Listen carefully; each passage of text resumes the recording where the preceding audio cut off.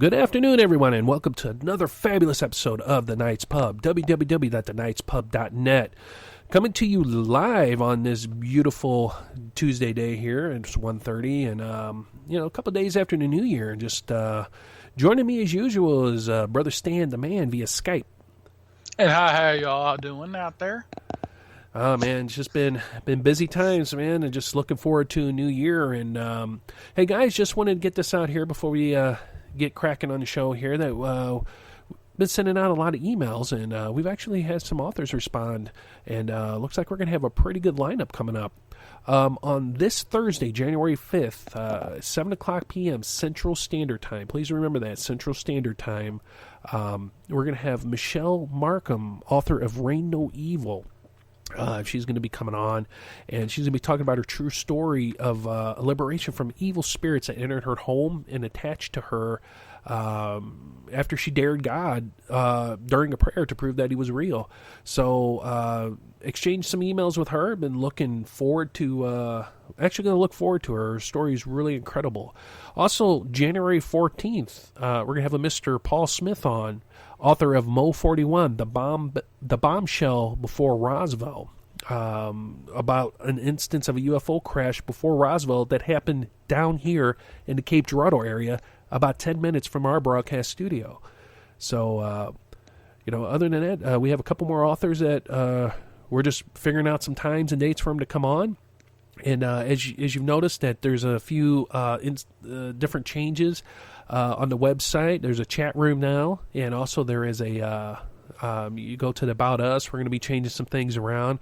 There's music down on my good plays when you go to the About Us. So they're just little bitty things that are happening, different little mods and stuff that are to be done to the website. But so what's been going on, Brother Stan? Well, it's a funny thing. You mentioned UFOs, and I guess that means aliens. And your son just had a birthday, so you took a bunch of little aliens to see Rouge One. So how'd that go? Rouge One was really good. It took a little bit explaining to the kids that went along. Okay. So I'm going to tell you the Rouge One adventure here. Okay, this is my son's birthday, so they wanted to go see something like very inappropriate, of course, and I'm just like, no, we're not going. What did they want to go see? I don't know, some office parties thing with Jason Bateman or whatever. I'm like, no, we're not going. First off, your parents probably wouldn't approve, and if they would, something wrong with them. So, we go to a local restaurant, a Mexican restaurant, which I'm like, oh, God. Good. So I go in there, and of course, immediately after getting it, eating a little bit, I eat maybe a quarter, my stomach starts rolling because,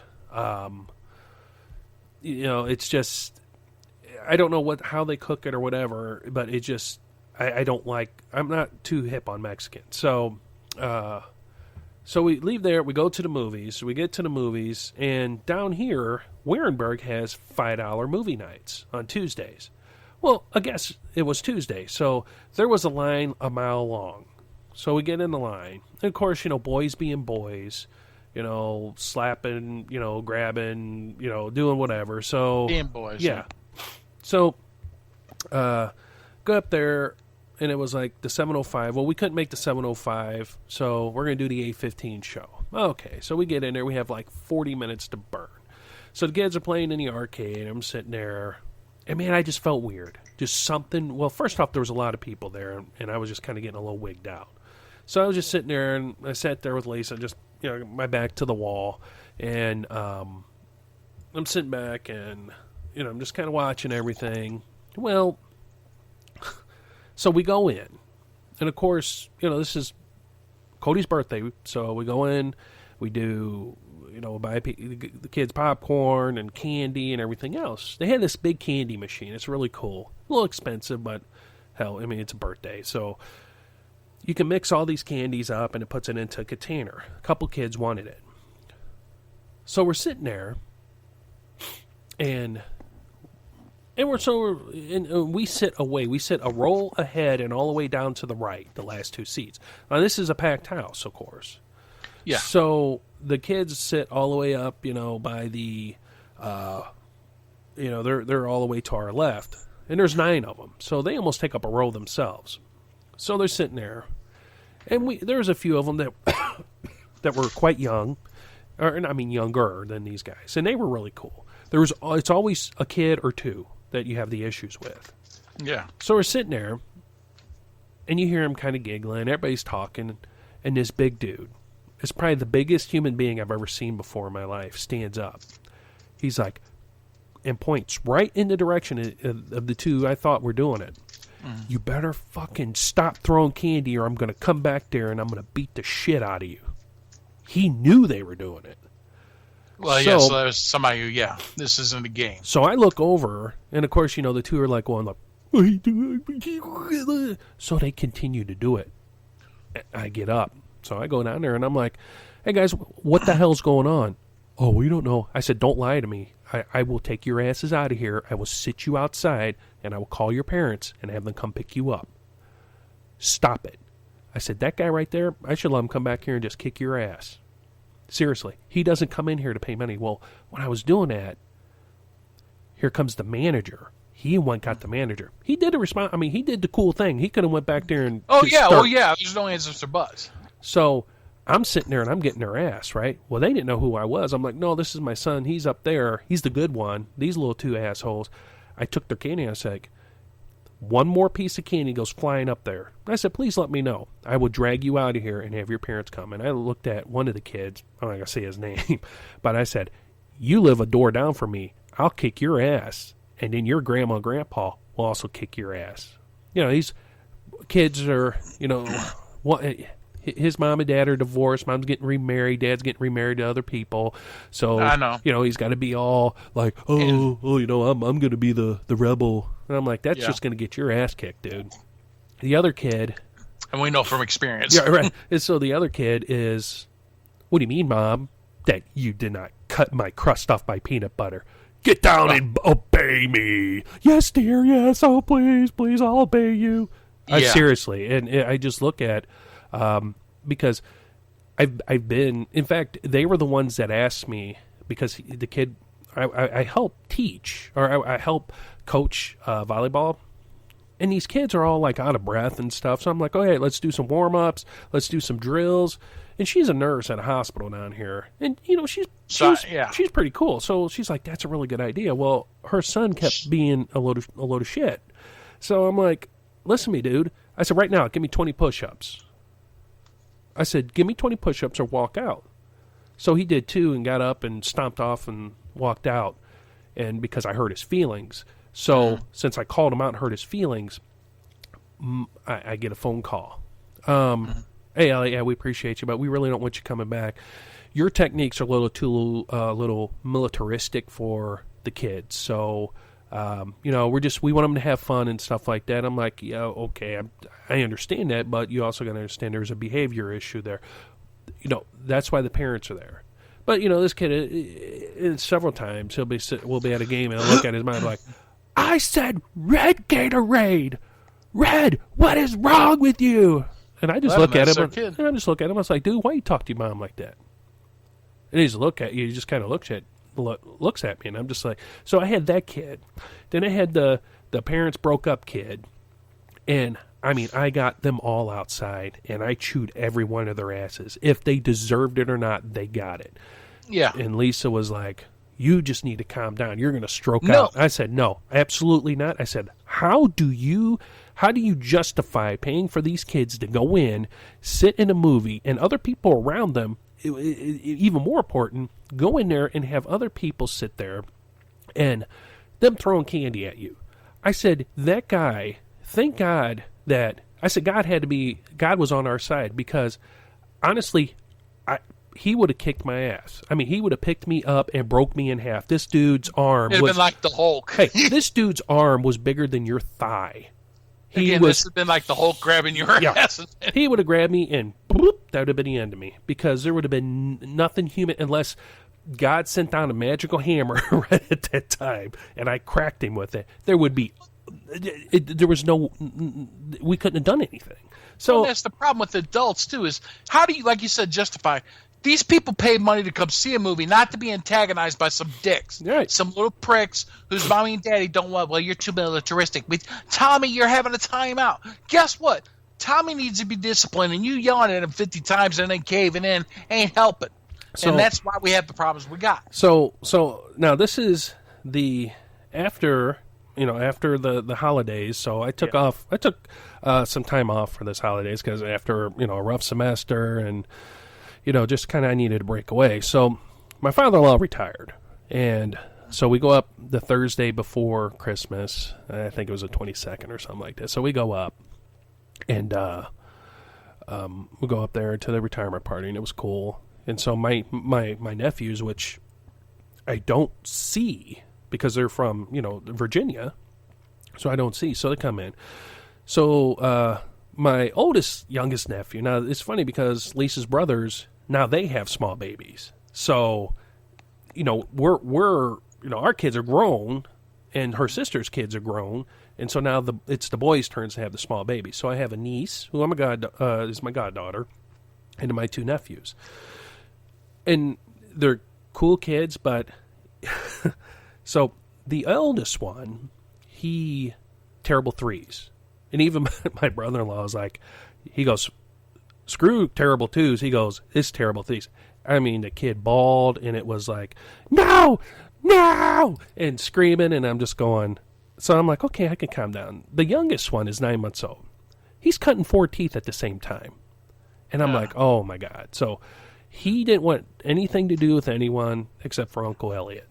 So for 3 days, I'm carting around this kid who's like carrying a small bag of concrete. And he's a cool, and I understood. But he didn't want to be sat in a chair. He just wanted to sit on my lap wherever I was, eat everything else. So I was wearing food, and I didn't matter. Now, my niece, she's about 1.5.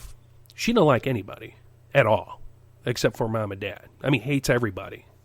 I mean, you put her down, she's like, bah! You're like, okay, well, here, let's go to grandma. Bah! You're like, oh my. And so you have her screaming, the eldest nephew screaming, and then, I'm holding the little bundle of concrete, and I'm just like, my nerves are kind of starting to be chipped away, And yeah. So the relief I got was I went to Dogtown, is where my brother-in-law and sister-in-law live. And so I went there and I hooked up wireless for my nephew. And I told him, I'm like, now I'm going to need help because underneath a porch, it's an outside crawl space, which is open all the way around. I'm going to need help. Of course, it's me and his dad out there doing it. It's sleeting outside, and I'm just going like, yeah, this is probably not the best, for me right now to be laying on my back. And it's funny, my brother-in-law comes out, he goes, yeah, all of a sudden I see you doing a military low crawl across the ground. And I'm like, well, I mean, how is that cable supposed to get over there? It wasn't supposed to magically appear. And I'm like, if I had the force, man, that would be so awesome. I could just will it there, So it was just, I don't know, it was just a little...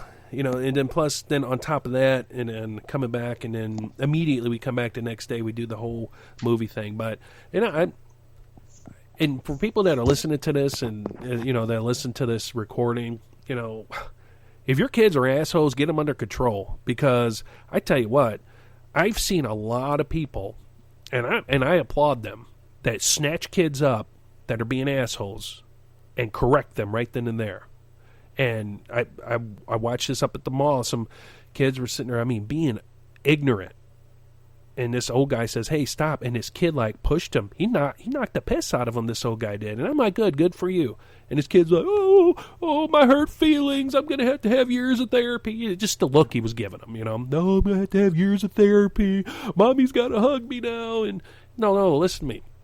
If your kids are out of control, get them under control, because there is no reason that I can't go out or somebody can't go out. They were doing this thing, and this was a couple years ago, where they were walking up behind old people and knocking them out. Oh, yeah, the knockout game. Well, they were just doing it to a bunch of people, too. Yeah. Then they started doing it to elderly people because some of the younger people were like, oh, really? Bam. Yeah. Oh, no, I know. And guess who's... Well, we know what's behind that behavior. Plus, the system encourages it. Well, of course it does. They're all the victim of... Guess what? It's going to come to a head. We live in 2 different countries. And the people who support that kind of behavior... And, well, you're too militaristic in your discipline. Oh, we my just God. let him 20 times. And he does what he wants anyway, because we don't want to stifle his creativity or his feelings and hurt him. So, guess what? Move to California. My understanding is California was to succeed from the Union. Go! Yeah, see ya. Seriously, bye. In fact, New York wants to go. In fact, New England and the West Coast, if they want to, succeed. Because there's right and there's wrong, and there's a time when the kids are acting up fine. You give them a little bit of leeway, but you make them clear that's understanding. They get a chance. Don't get me wrong. They're kids. You're growing up. What's right, what's wrong. But they need consistency with their discipline. Right. And I'm not saying beating them to death. I mean, make them responsible for this behavior is wrong. You need to do this and correct it. And there's kids that have a real traumatized upbringing, so that all they know is negativity.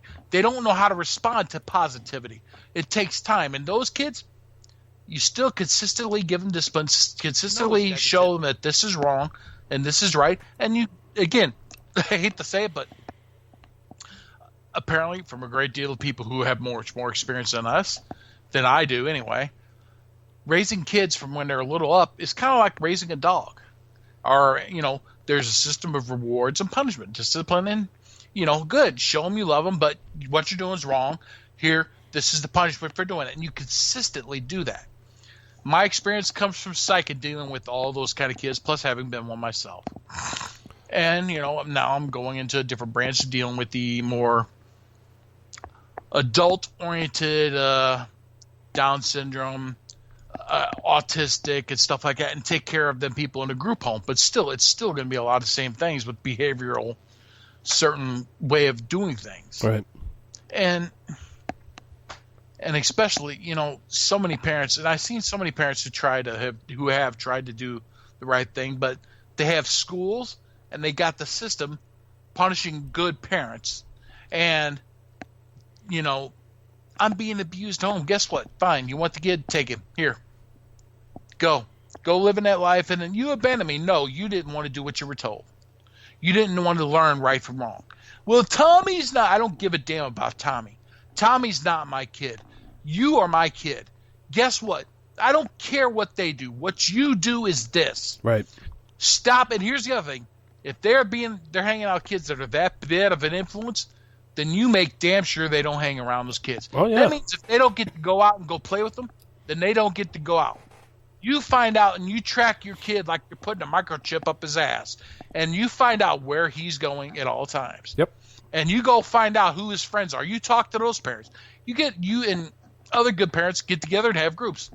Get together with other great parents who are trying to raise their kids right, and you get those kids all together and you go to little pizza parties. And you guys have something away from, those parents that don't give a damn about their kids.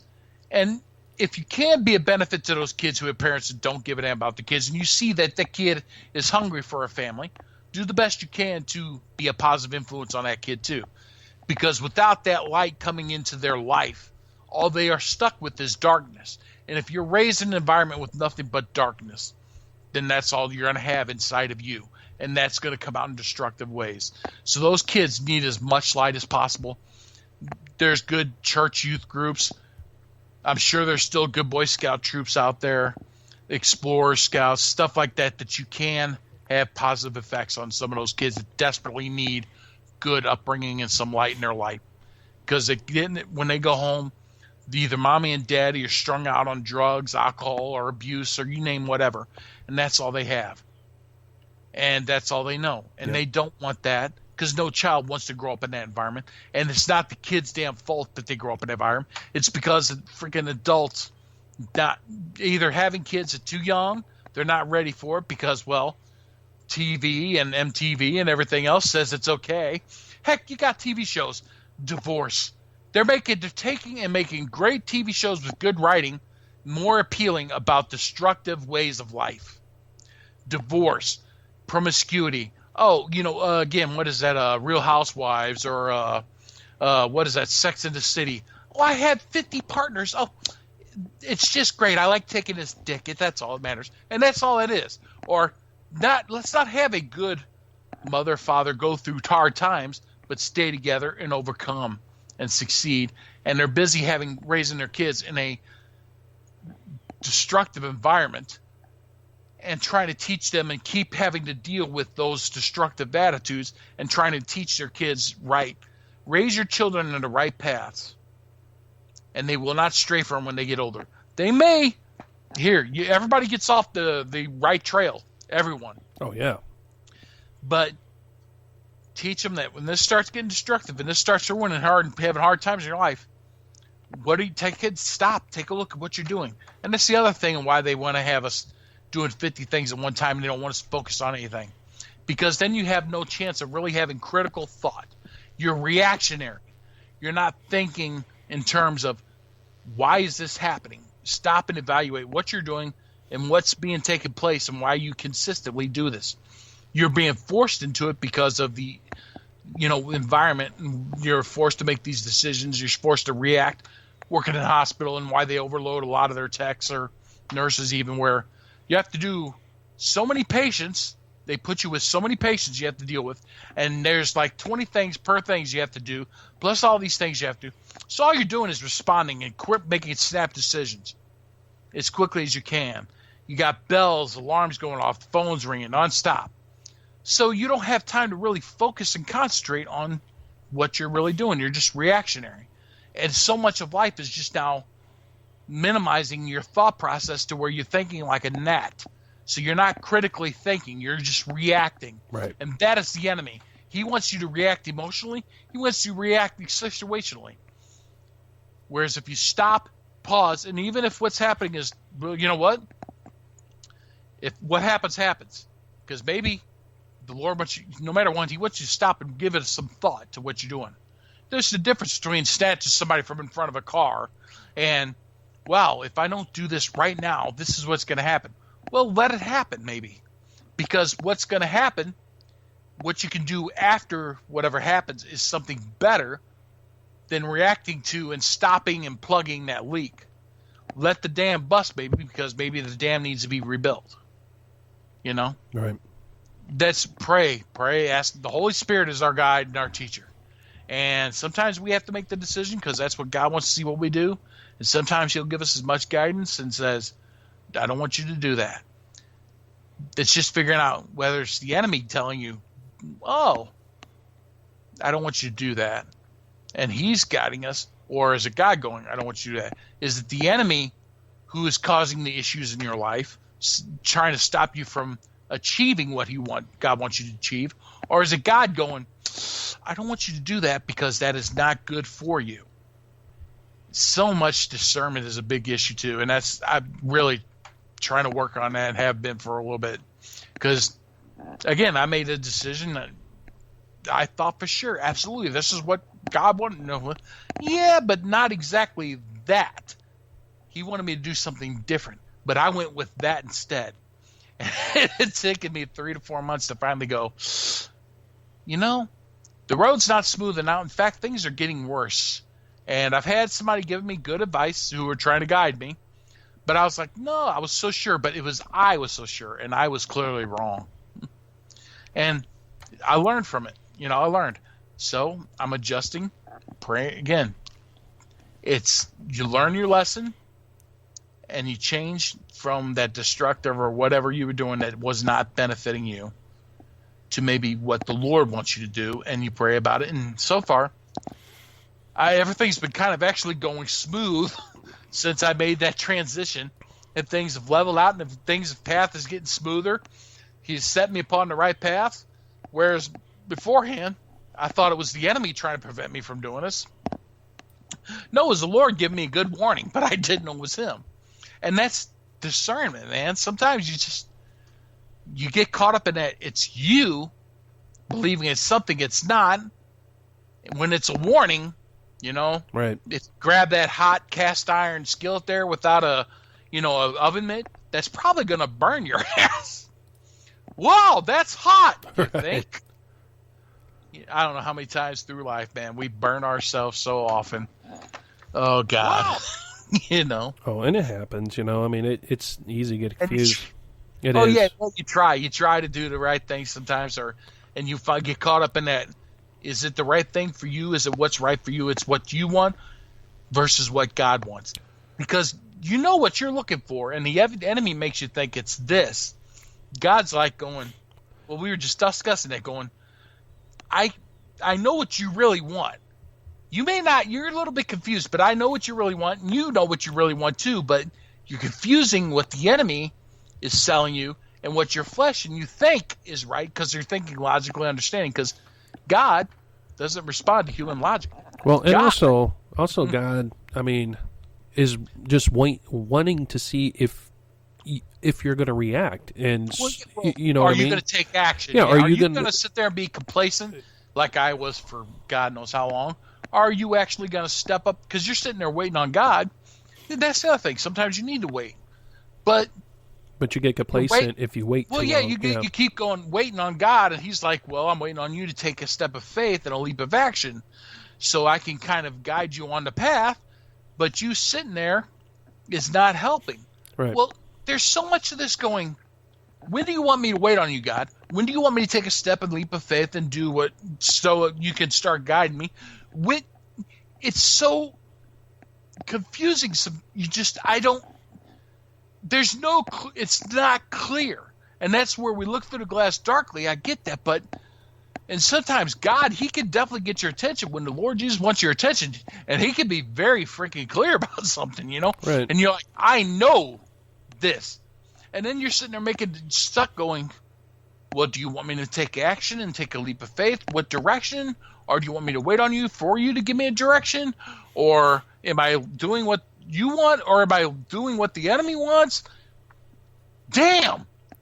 You know, you're sitting there like, well, give me the dice. Let's roll the dice and see what happens next.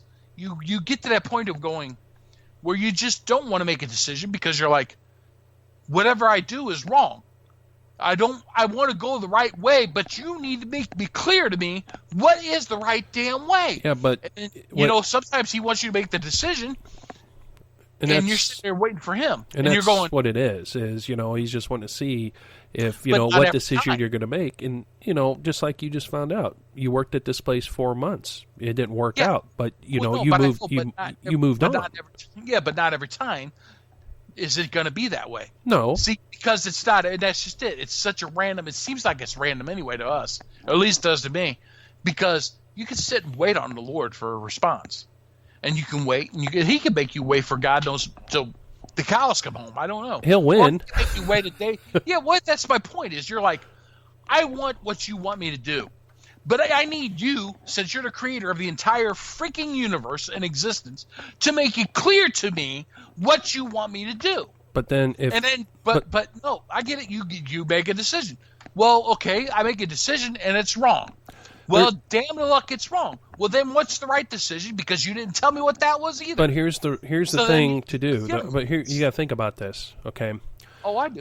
I think about it a lot. I know, but what makes more sense to God? Saying, Stan, I want you to be an astronaut.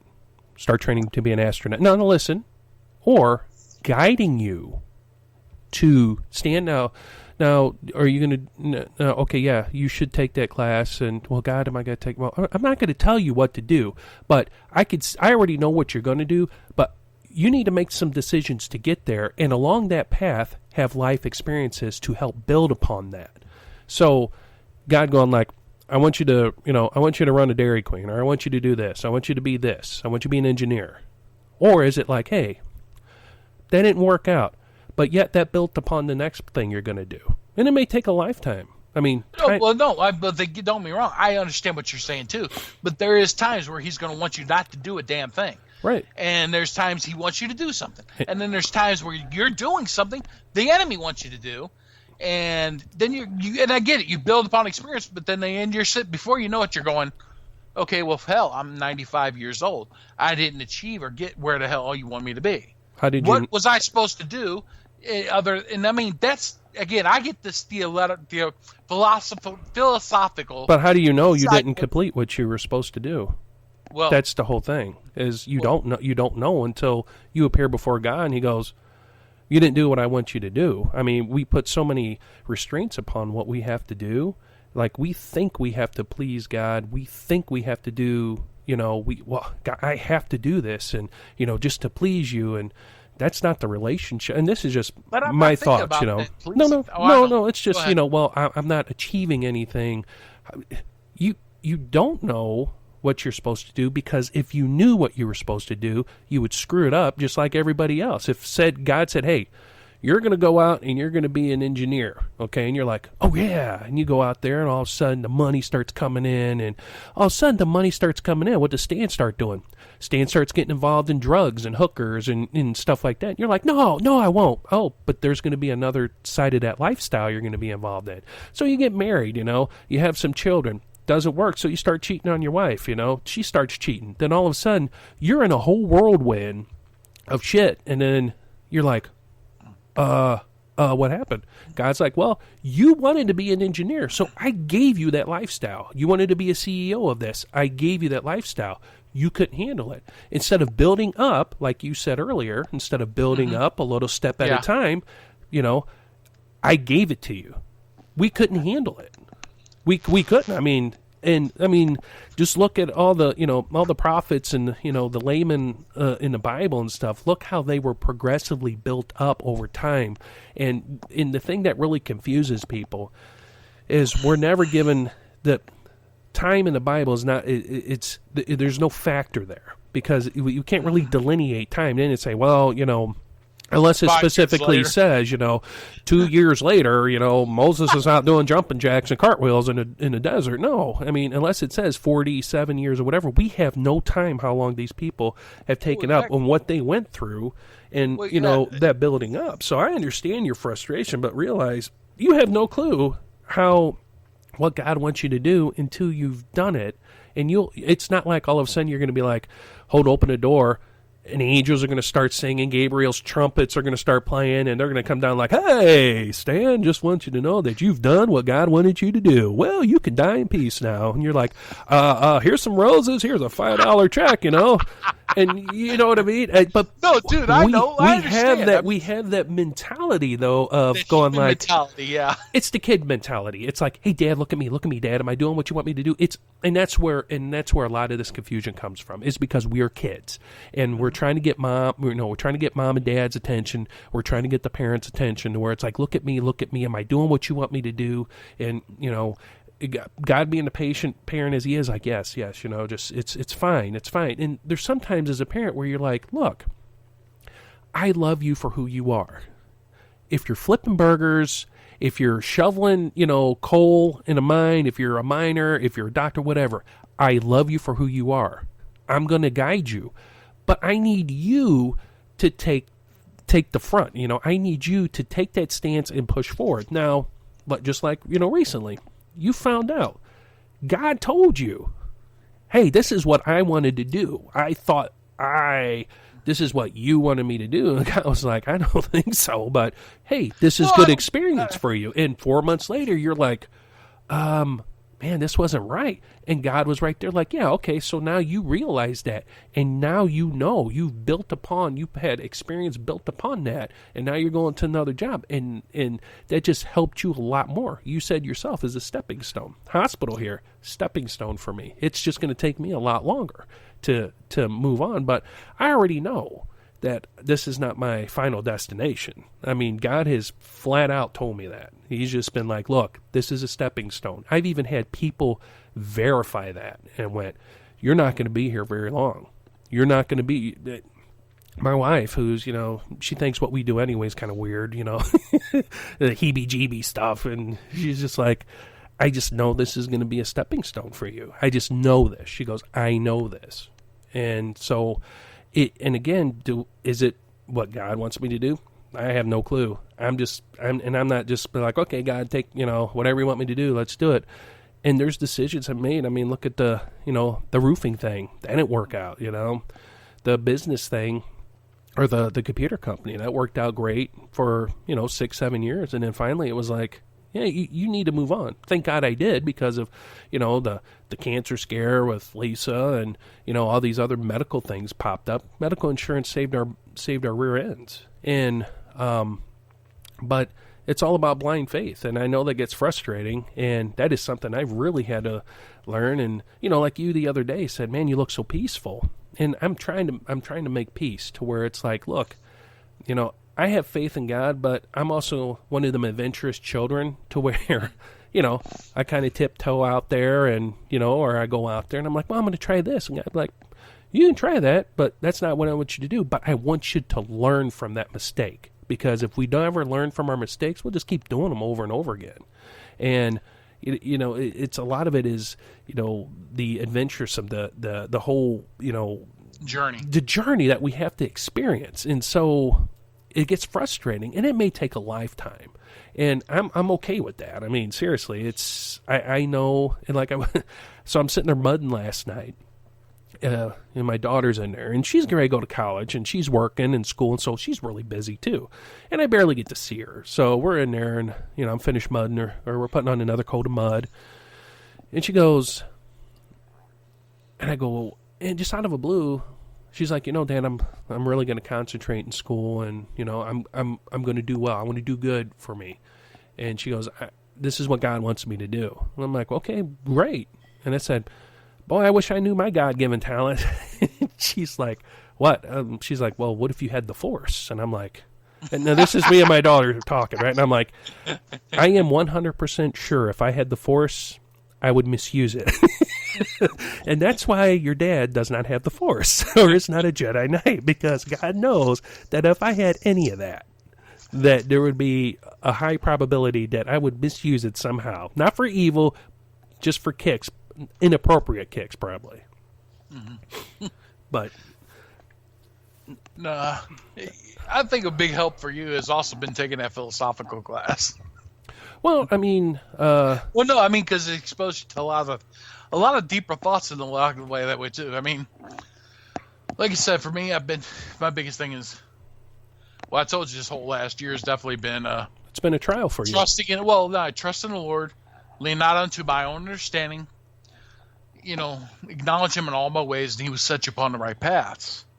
And then, do not consider yourself wise in your own eyes and do no evil. Well, and I'm not patting myself on the back or anything, but the truth is I do have I could read a book and grasp concepts without very little trouble when it concerns a lot of things.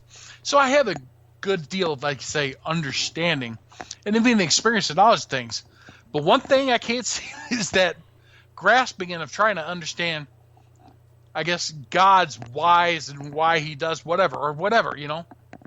And he's like, maybe you're not supposed to have that understanding, or maybe I'm not saying no, I'm just saying not yet. Right. And that understanding will come in time. And here's the other thing is going, okay, I'm trying to see what God's trying to do. And if you see what God's trying to do, it doesn't require you to have faith then, does it? Because if you have faith that God's going to do something right and good, then you don't need to see the end of it. You trust that he's guiding you down the right path. You trust him that he's guiding you to those good things. You trust him that I have plans for you to prosper you, not to harm you. And I guess part of me is I'm usually so used to going, I guess in the human sense, I guess that intellectual sense of that going, well, A, B connects to B, connects to C, connects to D. I could skip over these letters if I do this. I'm used to, I guess, kind of navigating around or doing certain things because I could see those different connections.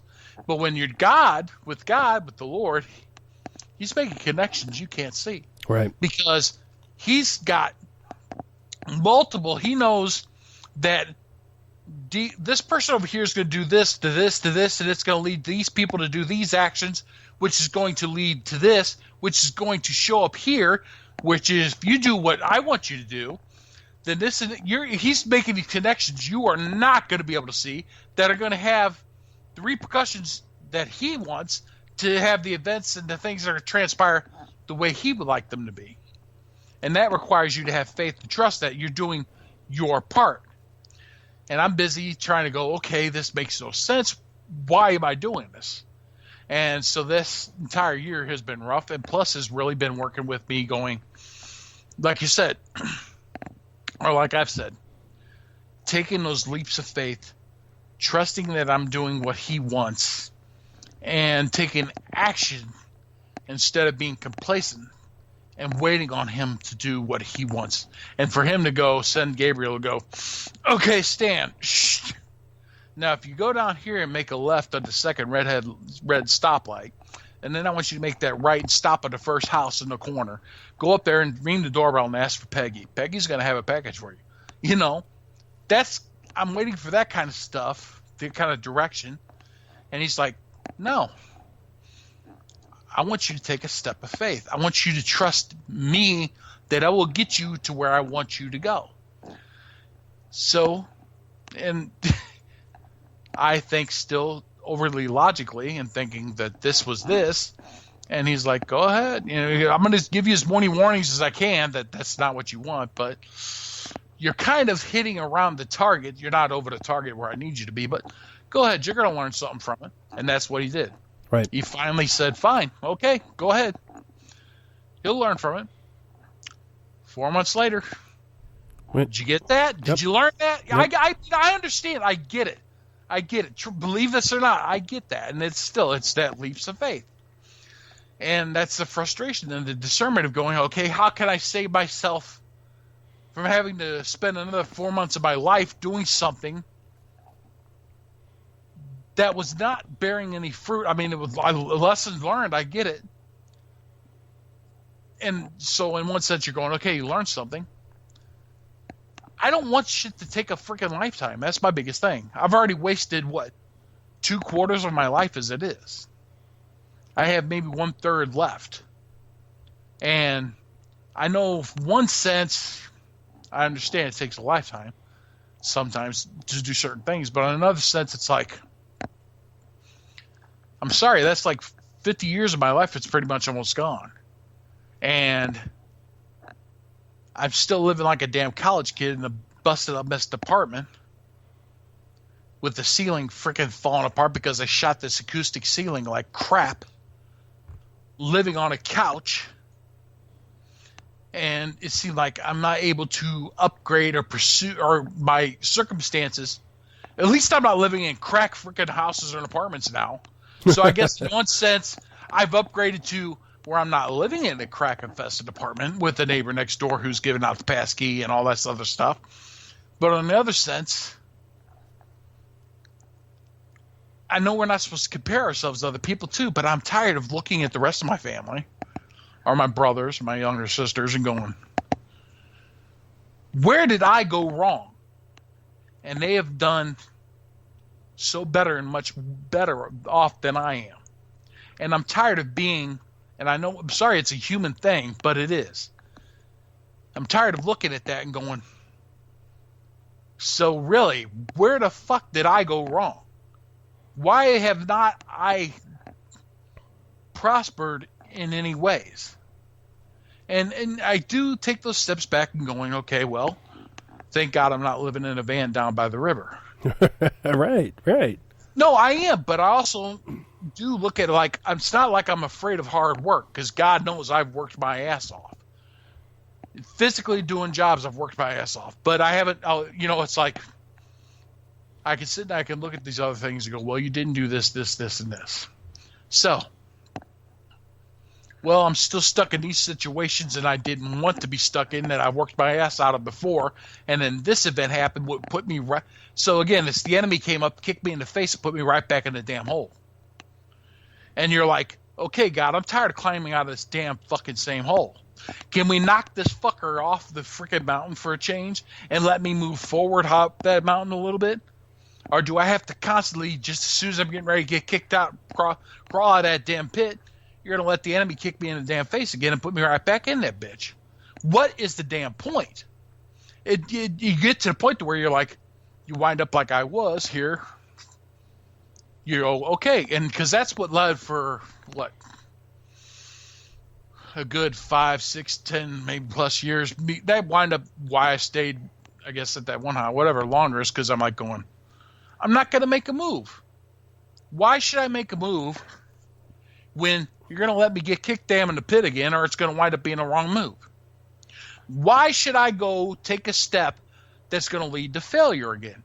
You want me to prosper? Well, then give me a direction where I'm actually going to prosper and I'm not going to wind up worse off than I was before.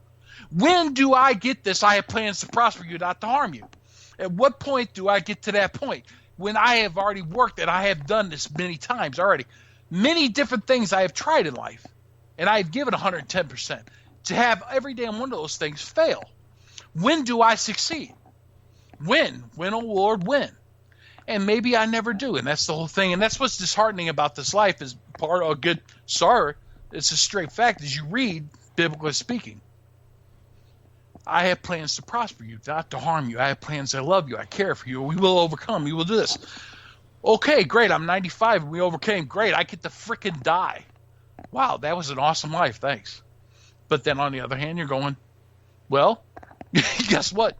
You didn't have to go through the damn genocide in Rwanda or freaking Auschwitz or what happened. You didn't. Right. So you don't. It's adjusting your vision, and I do understand that, and I definitely have learned that a lot in the last year too. In focusing the best you can, taking your vision off of the things the enemy wants you to focus on, and focus on those good things that are transpiring in your life, and still pursue and keep working forward the best you can. Because the enemy's going to continue to freaking make you go, Well, look at this, look at this, look at this, look at this, focus on this, you lost this, you've gone through sorrow on this. Look at your entire past life. Look at the ashes that have laid before you in your past and what has happened recently, the ashes and things, because you have worked so hard. Well, if God wants to prosper you, why wasn't he to prosper you in any of this? Why is it that you've given everything you've had many times over to the pursuit and the trying of this, this, and this, why you didn't have any success? And you are stuck going, well, I don't know. And like you said, maybe he said no, but it wasn't no, it was not yet, because you're not in that spirit or way I want you to be at. I don't know. I mean, sometimes you do look at that and you, again, I look at it and going, well, about 2/3 of my life is pretty much over. And sorry to say it, but that does bother me. And that's the truth. That is the honest God's truth. I'm sitting here looking at 2/3 of my life is already over. My youth is gone. My strength is going. And what? I sit and I love my mom to death. And I look at where she's at and what her life is now. And I do on a regular time pray, Lord, bless her. I know she is lonely. I know her sorrow. I've seen her struggle her entire life dealing with so many things that I've never mentioned and I ain't going to on this show. And here she is getting close to 70. And I'm like, where's, come on. I'm sorry, but you sit there and you look at people I personally know, who are now at the ends of their lives. And so much sorrow, so much their entire life is filled with sorrow and ash and things, and going, where was the prosperity? Where is the things they had planned not to prosper them, not to harm them? Where is the joy? And I know my mom, and they fall into the beliefs and the stuff of the enemy, and the believing the things the enemy has to believe. But the enemy builds those strongholds for damn good reason, because they have tried so often, so hard to not succeed, and just one time after another, destruction after destruction after destruction after destruction. And my mom believes. My mom prays. My mom has great strength and faith in the Lord. But I know she's lonely. I know she has sorrow. I know she would like, hell, just one good close friend to have coffee with in the damn morning. And so, again, you're going, how is it that somebody, and this is just a question. It is. I do have them. How is it that God, who is all powerful, all you name it, he sees the end, or sees the beginning from the end, and yet so many people who have that faith and strength to believe in him have been conquered and laid to waste, and the enemy has so much victory. It is ridiculous. So tell me, how is it that the enemy can be so powerful and oppose whatever God's will is and change things? And he does. And I know the Lord works everything out for the benefit of him, I guess. That's right. For the benefit of him, for what his will is and what he's going to do.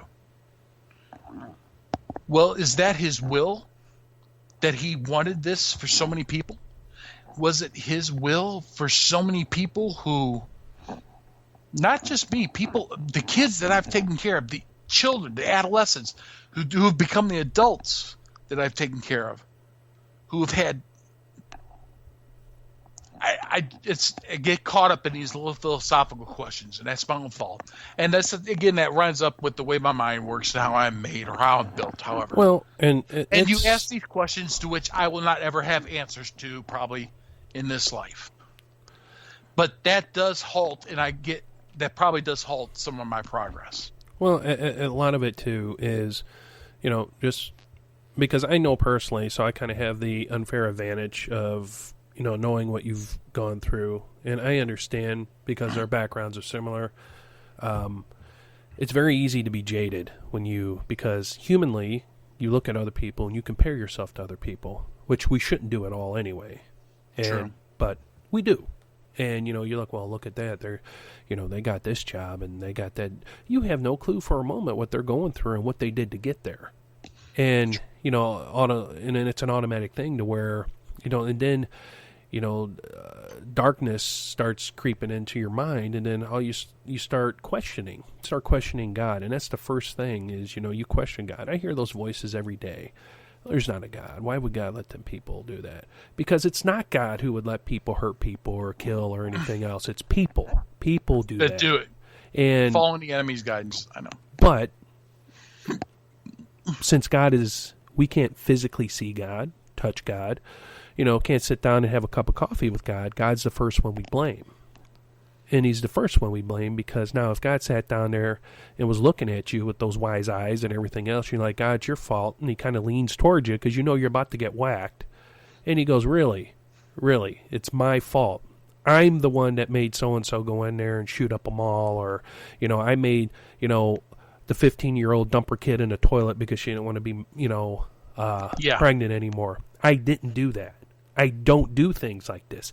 I do not interfere in your lives unless I have to. And it's a cosmic, it's something beyond your conception. And that's the thing is we have no clue on what level and frequency God operates. We have no clue. None. No. We think we know, but we don't. Every bad thing, and that's one of the greatest tricks the enemy's played. Everything bad that ever happens in this world is God's fault. From losing your job to, homeless or hungry or, killing somebody or something, happen. It's God's fault. It's not God's fault. It is people's fault because we have lost our faith in God. A lot of people have lost their faith in God. They've lost their way and they refuse to come back. Every day I hear the voice, clear voice, not, hallucinating or clear voice. There is no God. God wouldn't let that happen. Why do you believe in God? Because I do believe in God. Because I do. I look around and I see the greatness of God. And I have made that inner peace to where I'm going to make it better. And I know that from here on out, it's going to be rough. It is going to be an uphill battle. And that's a battle I'm willing to take. I'm getting older. My body hurts. I don't think as clearly anymore. I don't think as quickly as, the young proteges that are, 25, 20 years old. But there is one thing that I do have that a lot of people don't have, young and old, is I have faith. I know that when it's time to go home, it's time to go home. And I'm going to do so with a glad heart and be happy that I'm going there. Knowing that somewhere at my time here on earth, with all my experiences, ups and downs, and sometimes more downs than ups, that I have made a difference somewhere in someone's life that has by reflecting my actions or my love or a gesture or anything, I have put a spark in somebody's heart and somebody's mind to seek God or to further go back to God. And that is my hope. I don't want riches. I don't want wealth. I don't want fame. I know right now that I'm going to be able to pay my bills, take a few vacations here and there, get old, see my kids, see my grandkids, help people along the way the best that I can and that I know how to. And I know God's going to be with me at every step because I have faith. I know he's going to help me, but I have to take that charge. I have to be the one to go like, I'm going to go help that person. Not going like, hey, God, I need to help that person. And then all of a sudden he's like, well, what am I, like a genie or something? You rub the lamp and I'm just, boom, going to make it happen for you? No, that's just not how he operates. So, but getting pushed back farther and farther means that you're doing something right. And that's the enemy pushing back and back. And God's that parent back there going like, look, you get pushed back 2 steps, you take 1 step forward, you push back, you push forward 2 more steps. You're going to get knocked back maybe a step or 3 steps, you push forward. And it's a constant battle. And God always gives his strongest warriors the missions he knows that they can handle. And it's a lifetime. I mean, and some of these are a lifetime. I mean, look at Mother Teresa. Look at what that lady went through. Oh, look at where she lived. And she doubted God all the time. Why wouldn't you? Why wouldn't you sit there and go like, really? Really? Seriously? But knowing that, that was the enemy, she knew that. And it made her faith that much stronger. Because again, it wasn't God making them people suffer and stuff like that. It was the people's government, the officials, and everybody else that has made that, Calcutta the armpit of the world. Yeah. And so, I look at people like that. I look at, Mother Teresa. I look at, John the Baptist. I look at a lot of the prophets, Elijah, Elisha, all these guys, Samuel. I reflect back on these guys and I read, Job. Look at Job. I can understand, this dude's. And again, with the time, we don't know how long Job went through his trial. We don't know how long this was going on. Apparently, if you read through it, it's had to been years. Because it's a long time, and it's not like all of a sudden it's like one day all this happens, he goes through a week, and then God awards him abundantly. We got to remember Joseph also, and like you said, the others biblically. I get it. Yeah, I mean it takes decades.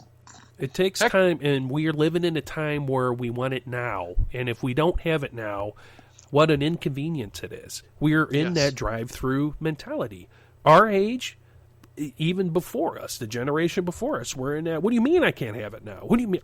If I don't have 12 degrees and if I'm not a CEO of a company, I have failed. If I don't have all these luxuries out here, I have failed. And that's not what it's about. It's also, let's face facts, the enemy has a great propaganda machine, dude.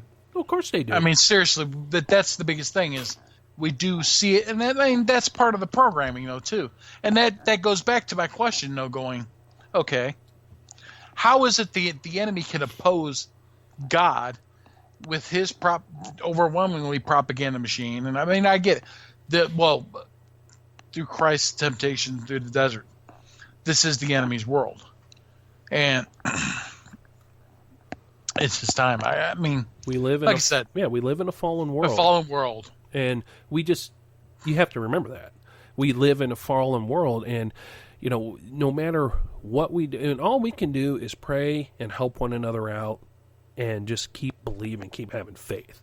And, it's our faith and the works that we do through our faith, because, honestly, I can give a shit less, like, what people do in the world. I mean, because there are some people out there, and like I know, they want to watch the world burn, and there's those who are willing to do whatever to prosper themselves. Right, I know. Right. And they take, and they don't care. And I work with some of them people. They would cut your throat for a penny, and betray you, knife you in the back, and everything else. And it does not. And you just look at them. There's no remorse. There's no feelings there because it's about them, and it's always about them. That's why they've questioned me, like, Elliot, why do you cook and bring it in for the service desk people? Why do you do that? Because I know, and I made a declaration, and I know I shook somebody up. I said, out of you 17 right here that are eating, 2 of you are having problems right now feeding yourselves at home because of bills or whatever. You are a meal away from starvation. I said, God, and you should just see the looks. Because now when you mention God, that's like, that's taboo. Now we could say Allah or we could say Muhammad. Well, that's the enemy, you said who? God? Oh, geez. Oh, wow. Jesus. Whoa. Hey, let's PC it. PC it down. No, I'm not PCing it. God told me to make these meals and feed his people. If it's just 17 of you guys, I know 2 of you right now are having problems, struggling with feeding yourselves. I know this. And not everybody raised their hand and was like, yeah, it's me. But I knew just looking in there that there's some issues. And I made a couple more meals and brought them in. And again, they asked me, why? Why do you do this? And I go, why don't you? You can afford it. Why can't you spread a little bit of love and joy? I said, what better way to reach out to somebody than to fill their belly and let them know that you care about them? And they look, and all of a sudden, Elliot, he's the new guru master. Oh, he's the man of peace now. Look at him. Oh, he's like, look at him. He's a hippie now. And that's what they've said. They say, oh, look at hippie Elliot, yeah. And I'm just like, that's the enemy mocking you. Right. And I go, you can make fun of me all you want, but I'm doing the right thing. I can give a damn less what you think and what you guys do. that is what you do. I'm going to do what I think God wants me to do. And if God has a problem with it, just like you working your format, he'd come down and be like, Elliot, okay, look, it's probably not a good idea to be feeding these people. Your cooking is delicious, and you got 2 people stalking you right now because they want to marry you or something.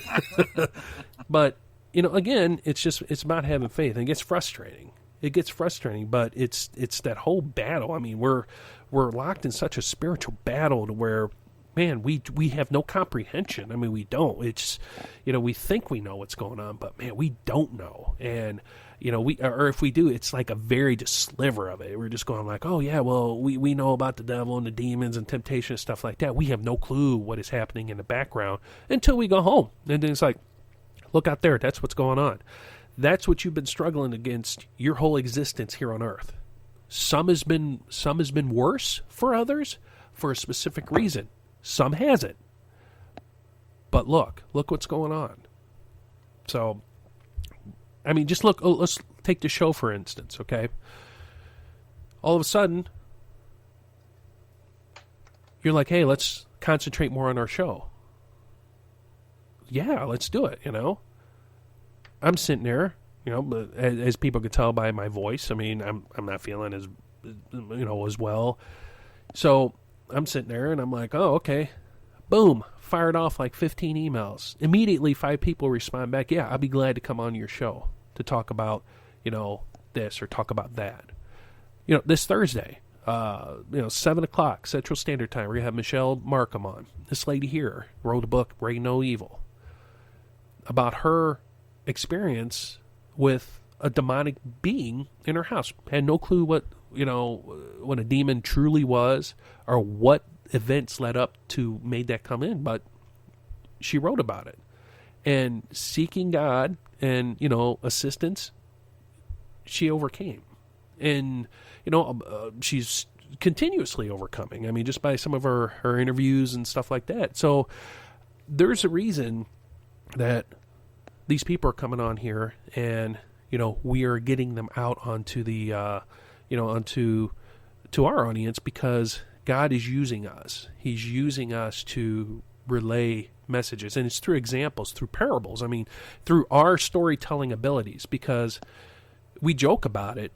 But honestly, if you were to go up to somebody that you've known and went like, "Theest thouest runneth downeth the streeteth to quick trippeth and grabbeth me a latteeth," and and they're like, "What?" But if you said, "Hey, yo, look, God don't want you doing that because you're doing boom, boom, boom, boom, boom. Now get your rear end down to Quick Trip, get me coffee.